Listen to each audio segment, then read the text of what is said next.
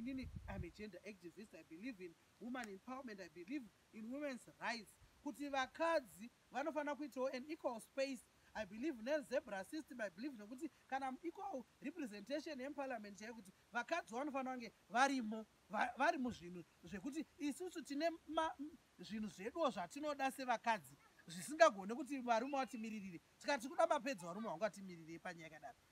Tikati isusu pada kucherwa mabhohos varume vanogona kusaona kukosha kwazvo patisinosenga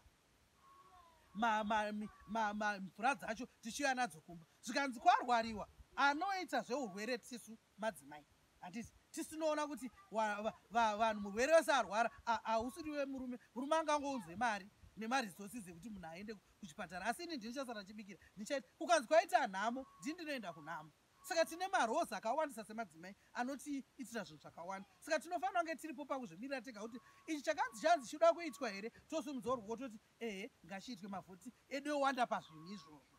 Saka inini kwandire zvinoizvi music band ndandinaro stereki ndichitofamba naro but mazuva ano vanhu vakunyanyoda kuita zvesession musician kuti akuti achiridzira vamwe oridzira futi vamwe vanhu. Saka ndakaona pachimboita kacomplication ipapo. Saka zhinji zvezvo zvindakuenda neflash yangu ndoenda ndonoridza sure kana kuri maNGO vanondudza theme yavo ndogara ndapractiza kuti wotikuita zverap ndoenda tonotaura tikuita early child marriage ndotochinja rumbo rwangu instrument yacho ndakutochinja ndakunoimba zvinoenderana ipapo. Seipapa pane kwemadrugs kumwe kwandinoenda kunonzi kumandipa hope kwandinonotaura nevanhu vari kurehabilitate nevamwe vanga vachida kuita atika but vada kutraita kana kuti madhanso zim dhanso. Saka ndikafunga kuti agone kuimba kuzim dhanso anofanira kunge akama. But inini I have performed for now is 22 years andinwe doro.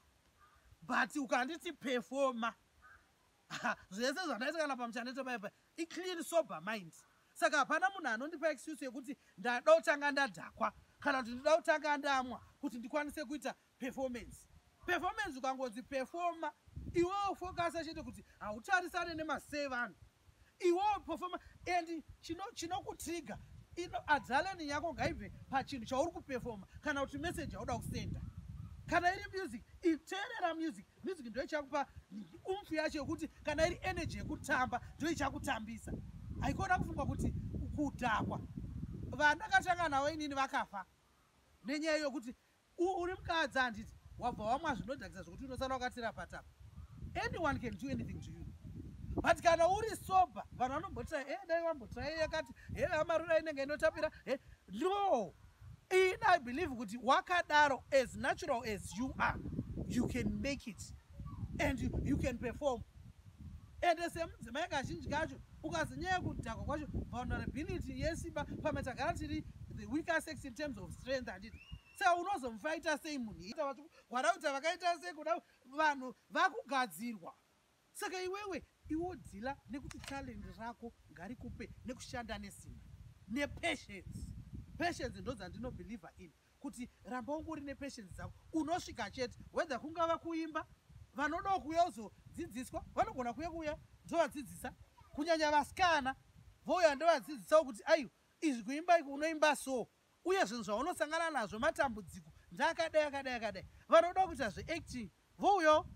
Handingaregedze kuvadzidzisa nokuti chatiri kuda ndechekuti vawane chenjedzo.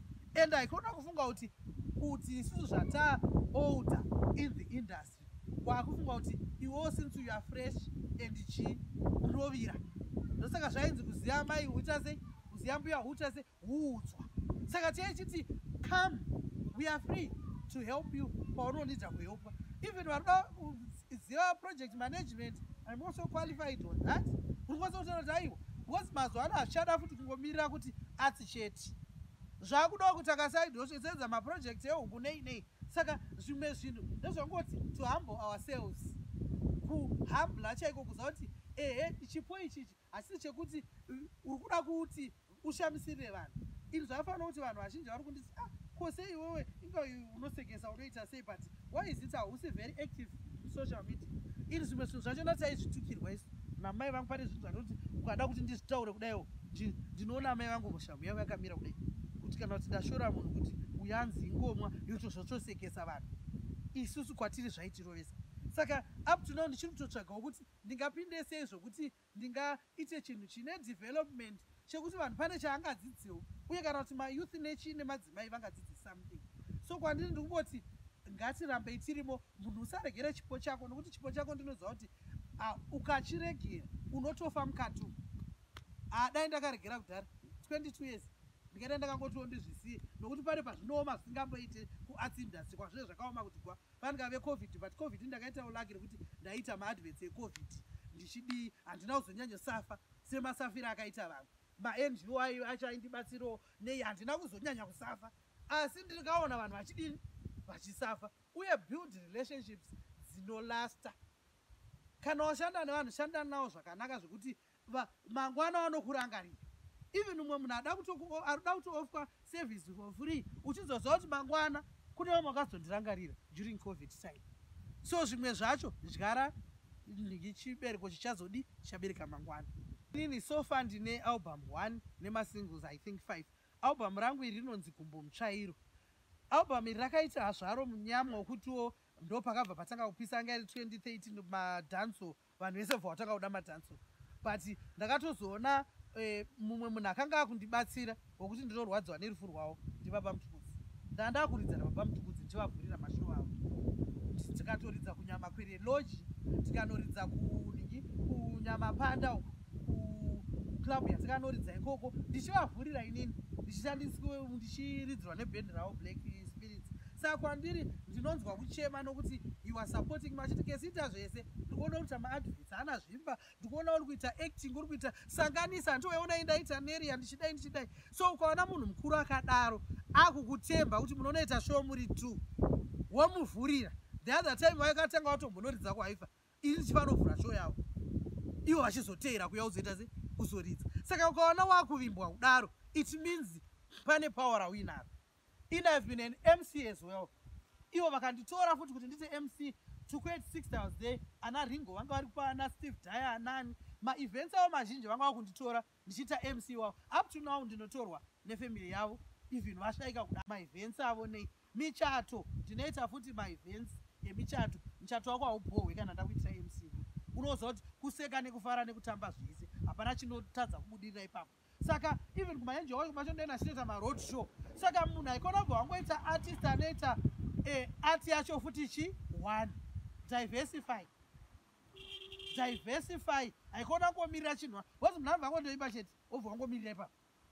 Kuma avenues mamwe esaya pinda mari mese munogona kuningirira kupinda. Handi kuti ndizoenda kuchikoro nyaya yekuti ndandikudhila nemachi NGO ndikati ko ininiwo ndikadhila eventually pamberi apo ndinogona kuzoita NGO yangu inobatsira my upcoming artist echikadzai. Bozi unogona kuona madhenso awayo apedza kuhaiwa apedza hanzi hapana chabuda naclub owner, haana transport mwando wevanhu. Ko ini dai ndaizokwanisa ndaiwana mukwana ndaipiwawo vana vanondibatsidza kuti ndivambe organization ndinokwanisa kuita helpline yakanangofanana nachild kuti munhu anofaona kuti I'm stranded, what I need is not anything else kana money, I want transport to get home. Ndinoona kuti ndo zvimwe zviri kudonedza munhu, ndo zvimwe zviri kuisa mwana pakona, ndo zviri kuisa artist pakona izvo zvokuti ashaya transport chete. Vacho vari kuoffer transport, transport iri kuda mubhadharo webhodhi yako. Saka izvozvizvi inini in my life is my fight kuti ndizonzi ndazorora. Ndoda kuzorora ndichiona kuti mwana musikana ari safe music space, ari safe space re-acting rezvese izvozvo, ari space any performance platform kuti anokwanisa kuwana anomubetsera. Kana imimo zvechinokuona kuti mwana astranded mubatsire pasina kuti une chauri kuda kubva paari. That's my call for everyone. Kuti ukamona kuti aiwa avastranded pamwe hapanza hapana chabuda vamazoti anomirira masales, but mamuchimbovateurerei muchiziva kuti hapana mari yekuvabhadhara. Mozoti ona iyo hamuna kupinda vanhu mubhawa, hamuna kudaiso. Ko mamuchimbovateurerei vana vasikana ivavo? Vozopedzera pamwe vakuzokeshana nevanhu vari imomo mubhawa imomo mapatron. Because ari desperate, haana chekunotengesa shuga, umwe ane kamwana. So we need to change our mindset kuti mubatsirei, haasi sex worker. Handisi mwana ari kutodawo kuita career yake ari kutoitawo iyo. Zvino asi mukamuvhiringidza kudaro makutomukanganisawo raramo yake. Ende ndo pazvinozonzi kuimba ndekwemarombi, kuimba ndekwevanhu vari loose. But umwe uluso wacho uri kukonzerwa nevari surrounded, environment surrounding munhu ari kuita ati wacho, bhozi vanhu havasi kuappreciata kuti ati itori basa. Singles ndoisenge yandamboimba yekuti ndiri pabasa. Pane imwe futi yaificha yanga itorina najema nanani yandakaita futi like vaificha payanzi hitman candlelight rhythm, rakaitwa navanhu vakawanda iroro. Ndakaisa song yangu yainzi dai and various other mamwe masingles andaingoita sei andandichingorilisa but ndisingaise to the public. Aizongoendawo zvawo apo now and then because mamwe acho anenge ari tailor made kuti ari kuenda somewhere to a certain organization or to a certain place. Like in for now, I prefer artists for development, not just doing art for the sake of art. It has to have a meaning. It has to leave an impact in someone. Fine, ndogona kuita tina ndigotamba ndigode, but ndofana kusiro futi imwe message ichagona sedza kuuplifta kuti wangori in a bad mood kana kuti wangori both mental health issues ziri kuvhiringidza vanhu as we speak. Saka isedza uri kushingisa kana chero ari munhu wacho munhu wemurume che uri kuti abve mushow imomo ari kufila kuti no, I think I can do better in this way. I can do better in this way. Even munhu wemukadzi ari kufila anofanira kubva pauri achifila because pane ora yandakapiwa naMwari yandotoziva kuti ndikasvika panzvimbo yange yakasuwa vanhu kungonodaiwo chete vanhu veva vachafara. Iyo ndo chipo chandoziva inini panguva ino iyi. Chinhu chandingade kunyanya kusira inyaya yemadrugs, nokuti ini ndiri kutarisa ndichiona future yedu yepamberi kuti even tichida kunzi tinoimba sekutaura kwandaita inini kuti ndava ne22 years ndichiperforma pastage, kungave pakuacta, pangave pakuimba, pave pakuMC event, pangave pakudini. Ndiri kuti kuabusa madrugs hakusiriko kunoita kuti ufaye pakuperforma. Handiti handiko kunokupa power rekudini rekuperforma. Saka ini chandikuta ndechekuti mangwana edu apa ndiri kuona tisisina mapapu, tisisina zvii maorgans edu. Saka future yedu yemangwana mamusicians achazobvepi kana mese imi vanhu vazhinji vadhanganyika pfungwa, vazhinji vacho vaparara nemutoriro, vazhinji vacho vadini, zvinozofamba sei izvozvo? Tinozosvika kupi? Saka ngatichengetedzanei, like kuti kana uine dambudziko beta ushare, kana mabasa ngatitei mabhinda uko mamwe akasiyana neekuata acho, handiti kuti zvitiitire zvakanaka. Nokuti ndiri kurwadza chifunga but chii chinotadzisa munhu kutamba asina doro, chii chinotadzisa munhu kutamba asina doro, chii chinotadzisa munhu kutamba asina doro, chii chinotadzisa munhu kutamba asina doro. Izvezvi ndiri kuti handisina chi doro.